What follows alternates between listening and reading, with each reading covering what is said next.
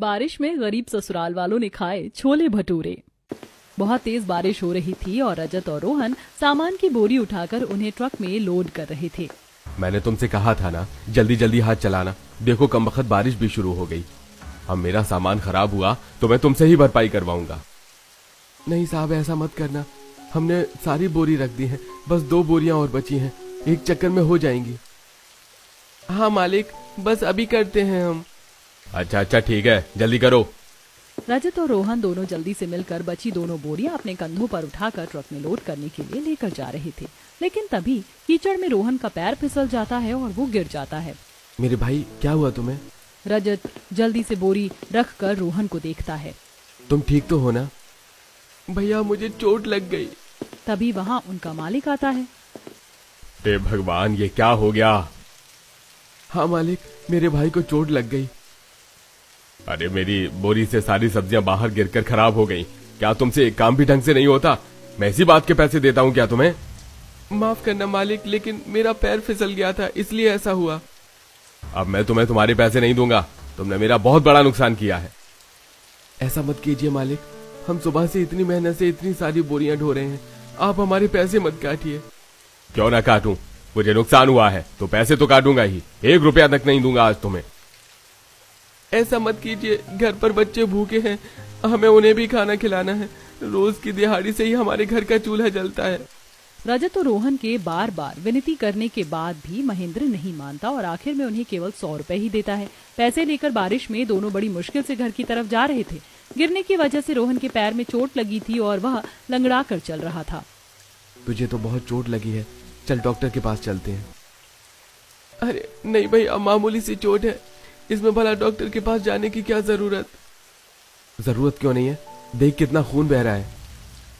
नहीं भैया, डॉक्टर के बिना वजह पैसे ले लेगा। हमारे पास इतने पैसे नहीं है, हमें राशन भी लेना है। आप घर चलिए, मैं घर जाकर इस पर कुछ लगा लूंगा। लेकिन मेरे भाई। कोई बात नहीं भैया, मैं बिल्कुल ठीक हूँ। रोहन रजत की बात को बीच में काटते हुए कहता है और उसे डॉक्टर के पास ले जाने से मना कर देता है। वहीं दूसरी तरफ, हे भगवान, आज फिर से घर में पानी भर गया है। पहले ही छत कम टपक रही थी, जो ऊपर से पानी भी भर गया। हाँ बिल्कुल सही कहा, पूरे घर में पानी भर गया है। तो सही है ना दादी, हमारे घर में भी स्विमिंग पूल बन गया। हाँ, हम इसमें तैरेंगे। चुप करो, कुछ भी बोलते हो। इतना गंदा पानी घर में घुस रहा है और इन्हें मस्ती की पड़ी है। ये तो बच्चे हैं, इन्हें क्या ही पता। अब हमें पानी निकालना होगा। चलो बच्चों, तुम भी हमारी मदद करो। सभी बाल्टी की मदद से घर से बाहर पानी निकालने लगते हैं। बारिश में उन्हें बहुत परेशानी होती थी। वहीं दूसरी तरफ रजत और रोहन भी राशन लेकर घर वापस आ जाते हैं। रोहन को लगी चोट देखकर सभी घबरा जाते हैं। अरे बेटा, क्या हुआ? इतनी चोट कैसे लग गई तुझे? माँ, रोहन का पैर फिसल गया और वो गिर गया, इसलिए उसे इतनी चोट लग गई। तो भैया, आप डॉक्टर के पास क्यों नहीं गए? मैंने इसे बहुत बोला, लेकिन इसने मेरी बात नहीं मानी। क्यों? माँ, पहले ही हमारे मालिक ने आज हमारी पगार काट ली। ऊपर से जो पैसे हमें मिले वो भी मैं डॉक्टर को दे देता तो घर में राशन तो खत्म हो गया था ना। इसलिए मैं डॉक्टर के पास नहीं गया और हम थोड़ा राशन ले आए। हे भगवान, कितने मजबूर हैं हम। डॉक्टर के पास जाने के लिए भी पैसे नहीं है और न ही पेट भर खाने के लिए। क्या होगा हमारा? कोई बात नहीं माँ, तुम चिंता मत करो। तब रजत जल्दी से रोहन को पलंग पर बैठाता है और पहले उसकी चोट साफ करता है और थोड़ा डेटॉल लगाने के बाद। डिटॉल से इसमें इन्फेक्शन नहीं बढ़ेगा। मैं हल्दी का पेस्ट लगा देती हूँ, उससे आराम होगा। रोहन की चोट का इलाज करने के बाद रिया सबके लिए खाना बनाती है और सबको परोसती है। क्या माँ, आज सिर्फ खाने में चावल ही है? माँ, हम सूखे चावल कैसे खाएं? हाँ बेटा, सूखे चावल तो गले से नीचे उतरते ही नहीं है। आज हम सिर्फ चावल ला पाए, कोई बात नहीं, हम कल थोड़ी सब्जी भी ले आएंगे। अजी, आप भी कितने नखरे कर रहे हैं। बच्चों का तो फिर भी समझ में आता है। अब जो मिला है वो खा लीजिए। आज पहले ही बच्चों को काम पर कितनी परेशानी हुई है। हाँ, मैं तो बस ऐसे ही कह रहा था, मुझे कोई परेशानी नहीं। सूखे चावल भी अच्छे होते हैं। चलो बच्चों, अब खाना शुरू करो। इस तरह उन्हें बड़ी परेशानी होती थी। दिन गुजर रहे थे और उसके साथ बारिश का मौसम भी अपना कहर बरसा रहा था। वहीं रजत और रोहन को भी काम करने में बड़ी परेशानी होती थी। एक दिन बच्चे घर के आंगन में खेल रहे थे, तब उनके पास मोनू आता है। और बताओ, तुमने आज क्या खाया? आज हमने दाल चावल खाए थे। मैं जब भी तुमसे पूछता हूँ तब तुम हमेशा दाल चावल का ही नाम लेती हो। क्या तुम्हारे घर पर सिर्फ यही बनता है? क्या तुम कभी कुछ और नहीं खाती? बनता है ना, हमारे घर भी अलग खाना बनता है। हमारे घर रोटी सब्जी भी बनती है। पिंकी की मासूमियत भरी इस बात को सुनकर मोनू फिर से हंसने लगता है। अरे यार, दुनिया में सिर्फ यही खाना नहीं होता, बहुत तरह के खाने होते हैं, जैसे पानी पूरी, नान और भी।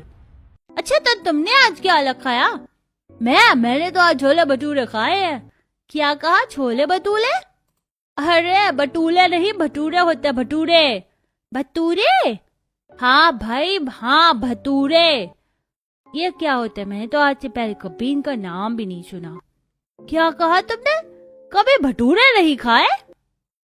नहीं, मैंने कभी भटूरे नहीं खाए। कैसे होते हैं ये? अरे बहुत टेस्टी होते हैं, इन्हें खाकर तो मजा आ जाता है। इनके जितना टेस्टी खाना कुछ नहीं होता। तुम भी कभी खाकर देखना, मजा ही आ जाएगा। इतना कहकर मोनू वहाँ से चला जाता है और छोले भटूरों का नाम सुनकर पिंकी और चिंटू के मुंह में पानी आ जाता है। पिंकी, मुझे भी छोले भटूरे खाने हैं। हाँ, मुझे भी खाने। चलो हम भी मम्मी को जाकर बोलते हैं। दोनों बच्चे दौड़ते हुए घर के अंदर जाते हैं। अरे अरे, ऐसे कीचड़ के हाथ पैर लेकर दौड़े कहाँ आ रहे हो? जाओ पहले हाथ पैर धो लो, बारिश के मौसम में भी बड़ी दिक्कत है। दादी, हम हाथ पैर बाद में धोएंगे, पहले आप हमारी बात सुनिए, हमें बहुत जरूरी बात बतानी है। अच्छा, ऐसी क्या जरूरी बात है? बताओ बच्चों। बुआ, क्या आपने कभी छोले भटूरे खाए हैं? क्या छोले भटूरे? अचानक से तुम्हें छोले भटूरे कहाँ से याद आ गए? मैंने भी कभी बहुत पहले खाए थे, मुझे तो उनकी याद ही दिला दी तुमने। तब बुआ, कैसे होते हैं छोले भटूरे? आपने हमें नहीं खिलाया, अकेला अकेला खा लिया। बड़े स्वादिष्ट होते हैं। और जब मैंने छोले भटूरे खाए थे तब तुम बहुत छोटे थे, तुम खाना नहीं खा सकते थे। तो अब हमें भी छोले भटूरे खाने, आप हमें भी खिला दीजिए। अब तो हम सब खा सकते हैं। हाँ, हमें भी छोले भटूरे खाने, मेरा बहुत मन है। अरे, अचानक से तुमने छोले भटूरे की जिद कहाँ से पकड़ ली? मोनू ने हमें बताया कि उसकी मम्मी ने आज उसके लिए छोले भटूरे बनाए थे, तो आप भी हमारे लिए छोले भटूरे बना दीजिए। मैं अभी नहीं बना सकती, हमारे पास उतने पैसे नहीं है और ना ही उसका कोई सामान। कोई बात नहीं, आप बाजार से ले आइए, लेकिन हमारे लिए छोले भटूरे बनाइए। हमें भी देखना है छोले भटूरे कैसे होते हैं। हमने तो कभी उन्हें देखा भी नहीं, हमें तो पता भी नहीं कि वो कैसे होते हैं। अच्छा ठीक है, बस करो, मैं बाद में तुम्हारे लिए बना दूंगी। तब तो दोनों बच्चे मान जाते हैं, लेकिन अगले दिन फिर से दोनों छोले भटूरे खाने की जिद करने लगते हैं। मुझे नहीं पता, मुझे छोले भटूरे खाने हैं। मैंने कहा ना, अभी मेरे पास पैसे नहीं है। मुझे भी छोले भटूरे खाने हैं। चुप करो दोनों, अभी जो खाना मिला है वही खा लो। नहीं, मुझे नहीं खाना ये खाना, मुझे बस छोले भटूरे ही खाने और कुछ नहीं। ये भगवान, दोनों इतने जिद्दी कैसे हो गए? अब मैं क्या करूं, मुझे कुछ समझ नहीं आ रहा। बेटा, बच्चों की क्या गलती, रोज रोज ऐसा खाना खाकर तो हम भी पक जाते हैं। अब तो मेरा भी छोले भटूरे खाने का मन कर रहा है, मेरे मुंह में भी पानी आ रहा है। अजी चुप कीजिए, कुछ भी बोलते रहते हैं आप। आपको पता है ना, हम सादा खाना भी कितनी मुश्किल से खा पा रहे हैं। हमारे घर के हालात कैसे हैं, तो हम भला छोले भटूरे कैसे खा सकते हैं? मुझे नहीं पता, मुझे एक बार छोले भटूरे खाने हैं तो खाने हैं। मुझे भी चखना है कि कैसे होते हैं। दोनों बच्चों को गला फाड़ कर रोते देख रिया को भी बहुत बुरा लग रहा था। तब उसे एक आइडिया आता है। ठीक है, तुमने कभी छोले भटूरे नहीं खाए ना, तो मैं तुम्हें छोले भटूरे बनाकर खिलाऊंगी। क्या सच में मम्मी? हाँ, लेकिन पहले तुम अभी खाना खा लो, मैं कल तुम्हें छोले भटूरे बनाकर खिलाऊंगी। ठीक है। पिंकी और चिंटू चुपचाप खाना खा लेते। उसके अगले दिन सुबह, मम्मी, आज तो आप हमारे लिए छोले भटूरे बना रही हो ना? हाँ बेटा, बिल्कुल। ये बात सुनकर पिंकी खुश होकर घर के बाहर खेलने चली जाती है। तब, लेकिन भाभी, हमारे पास तो ना छोले हैं, ना मसाले और ना ही मैदा खरीदने के पैसे हैं, तो आप कैसे छोले भटूरे बनाएंगी? बाकी सब तो मैं देख लूंगी, लेकिन मुझे थोड़े छोले और मसाले तो लाने ही होंगे। एक काम करो, तुम पड़ोस वाली काकी से थोड़े से छोले ले आओ और मैं बाजार से कुछ मसाले लेकर आती हूँ। नेहा पड़ोस वाली काकी के घर जाती है। अरे नेहा बेटा, कैसे आना हुआ? काकी, क्या आप हमें थोड़े छोले उधार दे सकती हैं? बच्चों ने छोले भटूरे खाने की जिद पकड़ी है और आप तो जानती हैं हमारे हालात कैसे हैं। हाँ बेटा, रुको, मैं अभी लेकर आती हूँ। विमला अंदर आती है और छोले लाकर नेहा को देती है। आपका बहुत बहुत शुक्रिया काकी। कोई बात नहीं बेटा। इधर नेहा छोले मांग कर लाती है और वहीं दूसरी तरफ रिया ने कुछ पैसे जोड़े थे, उनकी मदद से वो मसाले लेकर आती है। और घर आने के बाद, मैं जब तक छोले की सब्जी तैयार करती हूँ तब तक तुम आटा गूंथो। आटा? लेकिन भाभी आटे के भटूरे नहीं बनते हैं। हाँ लेकिन पूरियां तो बनती है ना। अब बच्चों को क्या ही पता कि भटूरे कैसे होते हैं। कम से कम पूरी बनाकर खिला दूंगी तो उनकी संतुष्टि हो जाएगी। भाभी मानना पड़ेगा, आपने भी कमाल आइडिया निकाला है। उसके बाद रिया छोले की सब्जी तैयार करती है और नेहा आटा तैयार करती है, जिसके बाद रिया गरम गरम पूरियां बनाती है और सबको खाने के लिए बुलाती है। ये आज हम छोले भटूरे खाएंगे। क्या सच में? फिर तो मजा आ जाएगा। रिया सबको खाना परोसती है, जिसे देखकर रमेश के होश उड़ जाते हैं। अरे बेटा, लेकिन ये तो। रमेश आगे कुछ बोल पाता उससे पहले ही रिया उसकी बात काटती है और उसे इशारा करते हुए कहती है, हाँ पापा जी, मैं आपकी बात समझ गई हूँ, लेकिन बच्चों का इतना मन था छोले भटूरे खाने का तो मैंने बना ही दिए। रमेश भी रिया की बात को समझ जाता है और ठीक है बेटा, मैं समझ गया। इस तरह बच्चे भी खुश हो जाते हैं। और कुछ दिन बाद बच्चे बारिश में खेल रहे थे, तभी उनके पास मोनू आता है। और दाल चावल खाने वाले बच्चों, तुम्हें पता है आज मैंने फिर से छोले भटूरे खाए हैं। हम हमेशा दाल चावल नहीं खाते, हमने भी छोले भटूरे खाए हैं। क्या कहा? मैं मान ही नहीं सकता, तुमने तो कभी उसका नाम भी नहीं सुना, तो तुम्हें क्या पता उनका असली स्वाद? मुझे तो पता है, तुम मुझसे झूठ बोल रहे हो। नहीं, हम झूठ नहीं बोल रहे, हमने पिछले हफ्ते छोले भटूरे खाए, मेरी मम्मी ने बनाए थे। हाँ, बहुत स्वादिष्ट थे, मजा आ गया। मुझे यकीन नहीं है, क्या सबूत है तुम्हारे पास? तुम हमारे घर पर आना, हम तुम्हें भी खिलाएंगे। ठीक है, मैं खुद अपनी आंखों से देखूंगा। कुछ दिन बाद पिंकी और चिंटू फिर से छोले भटूरे खाने की जिद करते हैं, क्योंकि उन्हें अपने आप को सही साबित जो करना था। बड़ी मुश्किलों के बाद आखिरकार रिया उनकी ये डिमांड पूरी करने के लिए तैयार हो जाती है। ठीक है, मैं आज बना देती हूँ, लेकिन तुम ऐसे बार बार जिद नहीं करोगे। ठीक है मम्मी। रिया फिर से सामान उधार लाती है और उनके लिए पूरी और छोले बनाती है। वहीं पिंकी और चिंटू मोनू को भी अपने घर पर बुला लेते हैं। तब देखो, मेरी मम्मी ने छोले भटूरे बनाए, तुम भी खा लो। मोनू सामने पूरी और छोले देखकर हैरान हो जाता है और जोर जोर से हंसने लगता है। तुम्हारी मम्मी ने तुम्हें उल्लू बनाया? ये कोई छोले भटूरे नहीं है, ये छोले की सब्जी के साथ पूरी है। वही मैं सोचूं कि तुम कभी छोले भटूरे कैसे खा सकते हो, तुम्हें कभी छोले भटूरे खाने को नहीं मिलेंगे। इतना कहकर मोनू हंसते हुए वहाँ से भाग जाता है और बेचारी पिंकी और चिंटू का दिल टूट जाता है। आपने हमें उल्लू क्यों बनाया? हाँ, आपने हमारे साथ अच्छा नहीं किया। दोनों बच्चे फूट फूट कर रोने लगते हैं। मुझे माफ कर दो बच्चों, मैंने तुम्हारे भले के लिए ऐसा किया था। हे भगवान, अब मैं क्या करूं, इन्हें कैसे समझाऊं। रिया उन्हें चुप करवाने की कोशिश करती है, लेकिन वो चुप नहीं होते। भाभी, ये ऐसे चुप नहीं होंगे, इनका दिल बुरी तरह टूटा है। अब तो इन्हें एक बार छोले भटूरे खिलाना ही होगा। शाम को रजत और रोहन जब काम पर से घर वापस आते हैं, तब रिया उन्हें सारी बात बताती है। अजी, अब आप ही कुछ कीजिए, बच्चों को भटूरे खिलाइए। मैं इन्हें अभी ढाबे पर लेकर जाता हूँ। चलो बच्चों, हम छोले भटूरे खाने चलते हैं।